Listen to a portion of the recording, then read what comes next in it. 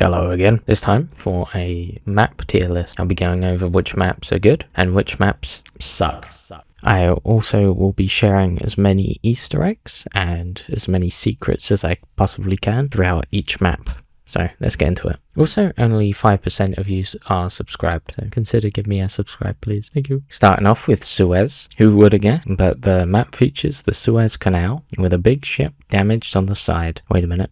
I've seen this one before. Suez is a very linear map, a very linear desert map featuring 3 clusters of buildings and mostly sand dunes. The clusters of buildings is great for close quarters, but as soon as you leave, you enter the sniper territory. And most of the time will dominate, or it'll be a stalemate at the middle. One of my least favourite maps, D tier.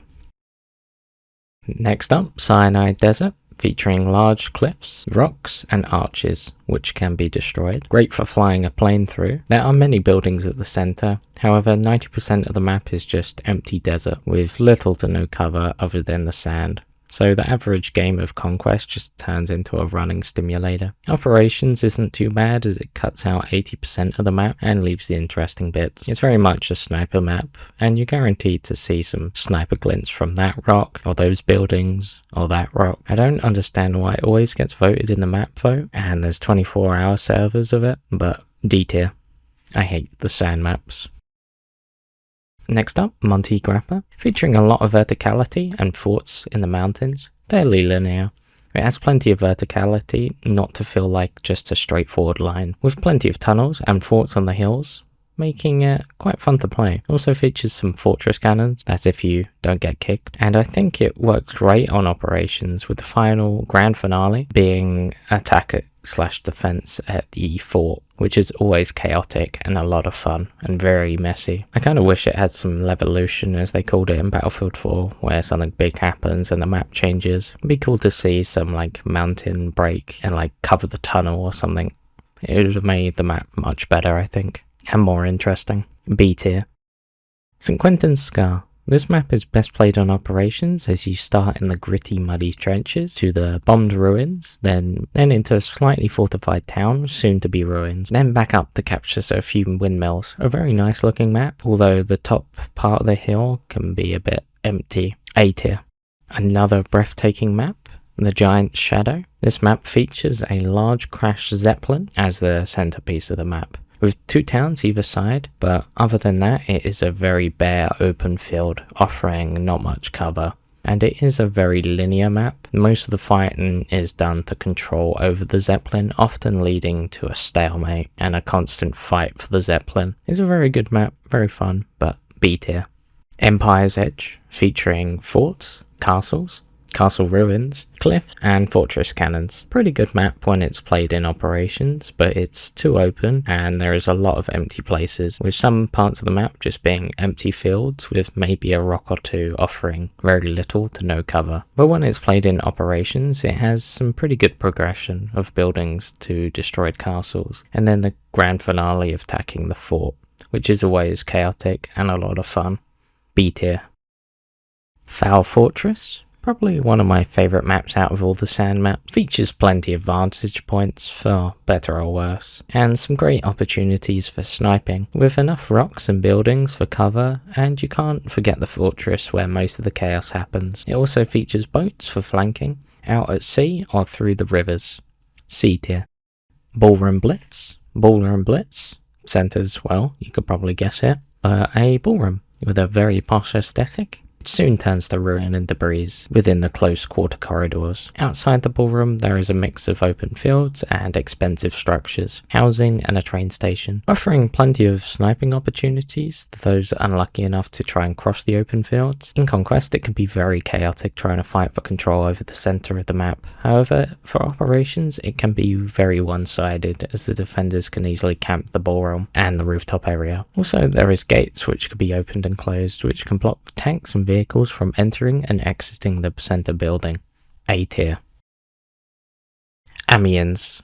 Set within the burned out and bombed streets of Amiens. It features a large heavy emphasis on the tight choke points within the many alleyways and streets, which can be quite annoying and frustrating when you have a support on each corner ready to gun you down. making it very defender-sided. But if you can pull off flanks, you're greatly rewarded, so it's fairly balanced. There's also less room for vehicles, so on some tanks with the side gunners, they have very limited use, as most of the time they will be staring at the side of the streets.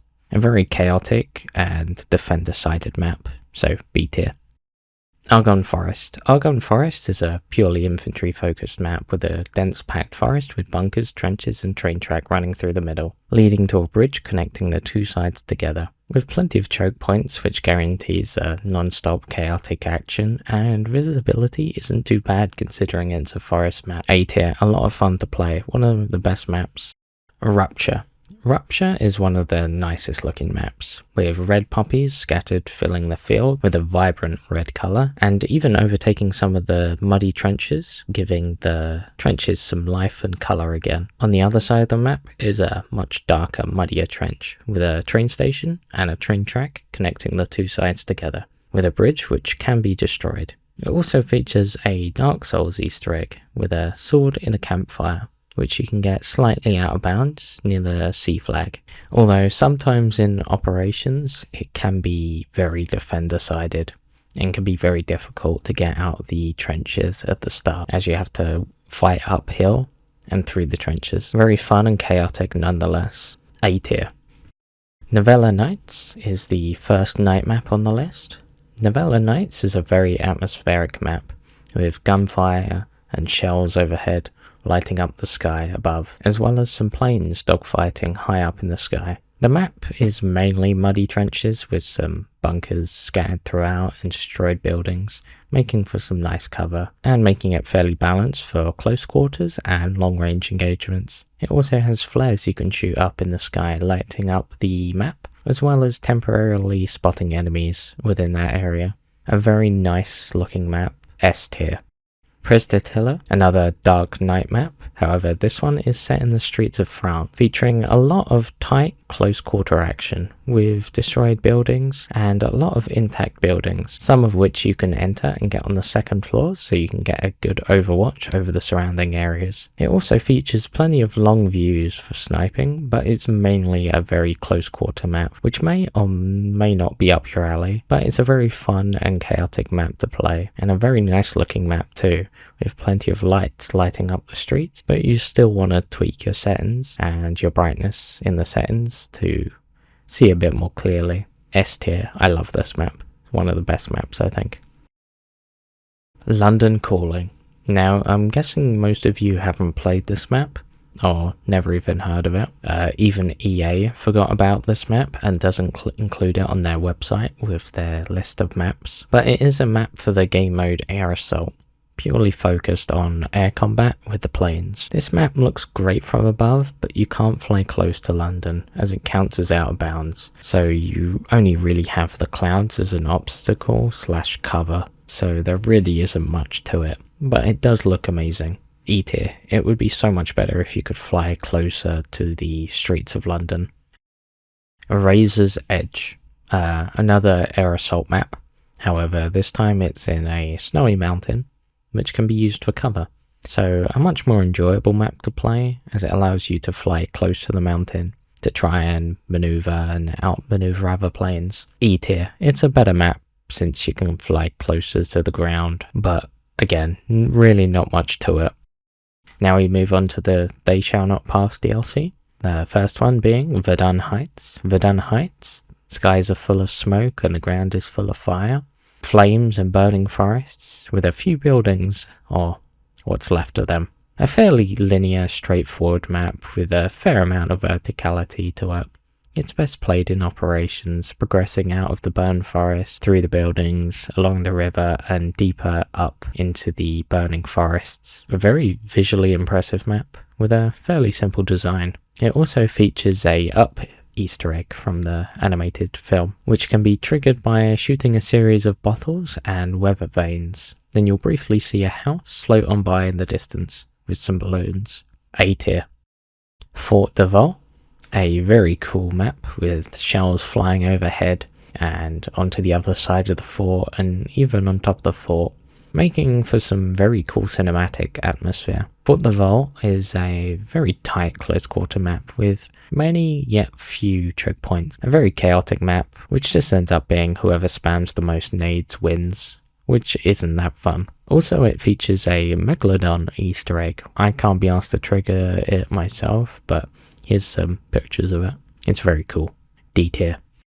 Soissons, a fairly nice countryside with a few buildings and houses scattered throughout, and a river running through the middle, with one side being raised, giving a good vantage point for snipers, and a village for more close quarters, and some trenches nearby for the close quarter players. However, I think it plays awfully in operations. There are way too many tanks and way too many open fields, so I think it's the only map I'd prefer to play in Conquest rather than operations. You can also find various Easter eggs, literal Easter egg baskets, which is kinda cool. C tier. Now we move on to the next DLC, In the Name of Tsar. I am not going to butcher this name, so I'm just going to have it up on the screen. A balanced map with each side spawning within the streets and meeting in the middle to fight over control over the large cathedral, which does make for some great firefights around and within the cathedral. Perfect for sniping and close quarters, but it does kind of suck when your team gets stuck in spawn. But from my experience, that doesn't happen often. So S tier. Volga River. A snowy battlefield with ruins scattered throughout and trench lines running through. A frozen lake and a toppled over train. More of a sniper / tank sided map. Nothing really sticks out or stands out, but it's not a bad map by any means, but it's just a very forgettable map. C tier. Lupkow Pass. Set in the snowy mountains, this map has a lot of ups and downs, and hills to climb with plenty of narrow passageways, trenches, and castle ruins. The varied elevation changes makes the map kind of fun and interesting. Gameplay works better in Conquest, I think. Operations, it can be very one-sided, and often the attacking team gets stuck at the start, as defending team gets a great defensive vantage point above the objective. D tier. Albion. Albion has a bit more of a naval focus, more than other maps, but not entirely, as there is plenty of opportunities for infantry on the spotted bits of landscape throughout, broken up by rivers flying between. Mainly a sniper focus map and naval, but it offers a lot of long-range sightlines. I don't often see this map being played, so I haven't played this one in a very long time. D tier. Galicia. A wide open field with very few buildings, windmills and trenches, offering little to no cover, and a train track stretching across the map, with a derailed train in the centre being my favourite part of the map. Very much a support / sniper sort of map, but it's very bland and really not much to it with no variety. E tier. Brusilov Keep. A snowy mountainy town with plenty of buildings, forest and trenches for a wide variety of playstyles. And it's a very nice looking map with a nice little river running through it. A very chaotic map, but a fairly balanced one, I think. B tier. Cap Helles. Cap Helles is a great map featuring a beach assault, which the attacking side starts on the shores and use landing crafts to reach the beaches and head inland towards the trenches and castle ruins. Often the attacking side doesn't get stuck at the beach, making it pretty balanced, all things considered. B tier. Achi Baba. A purely infantry map with a bright and sunny setting, with tight openings within the rocks and land, making for many choke points, while the top part of the map is more open, allowing for more risky but rewarding flanks. Great to be played in operations as you push up and defend the high ground, but it can lead to often stalemates and just whoever spams the most nades wins, kinda like Fort Vaux, but I like this one a bit more. So B tier. Heligoland Bight is a very interesting one with a heavy focus on the air and sea combat. It's pretty much more open sea with islands and large cliffs, which you're not allowed on top of. And it also has a large sinking ship, beach submarine, and a lighthouse. A very nice looking map, but very lacking from an infantry perspective, as the main big island you cannot get on top of, making it so the player can only move around the bottom edges of the island. But it is nice to have some variety in the maps. C tier. Zeebrugge. Zeebrugge is a night map set on some docks with long sightlines, and depending on what game mode you play, it has a very different focus. For example, if you played on Conquest, it will have more of a naval focus, allowing the attacking team to flank, where in shock operations it forces the attacking team to attack along the dock, which makes it far more better and a more infantry focus. B tier. Next up, we move on to the Apocalypse DLC. Passchendaele, the most immersive and atmospheric maps I think for Battlefield 1, with one side being a burning inferno of a forest, and the other side being a greenfield gas wasteland. There are no intact buildings, all that remains is ruins and debris. The ground is uneven, with mud from the bombs, and shells with craters littering throughout the map. The map also features the Livens projectors, which allows you to shoot even more gas onto the battlefield. I kind of wish there was more maps like this one. Fun fact, the horses wear gas masks on this map, and it's not just for cosmetic. It will actually protect the horses from the gas grenade, and it's the only map which will protect them from gas grenades, unlike the other maps with the cavalry, as they do not have gas masks. S tier. I love this map. Caporetto. A very breathtaking map with a wide view of the surrounding forest and mountains, with sightlines of trees and burning forests, and a very nice sunset far off in the distance. Another heavily focused infantry map within the mountain, with a very narrow play space, allowing for a very tight choke point for the defenders, often trapping the attackers at the top of the mountain. It also features the Livens projector again, allowing you to shoot gas. It looks very nice, but it doesn't play well, as often the attacking side just gets trapped at the top of the mountain. D tier. River Somme is, well, set along a river, with wide stretching fields, chaotic trench lines, and ruins of a factory, with a derailed train also.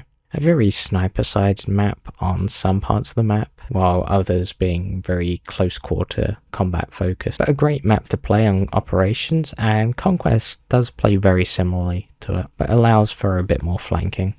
B tier.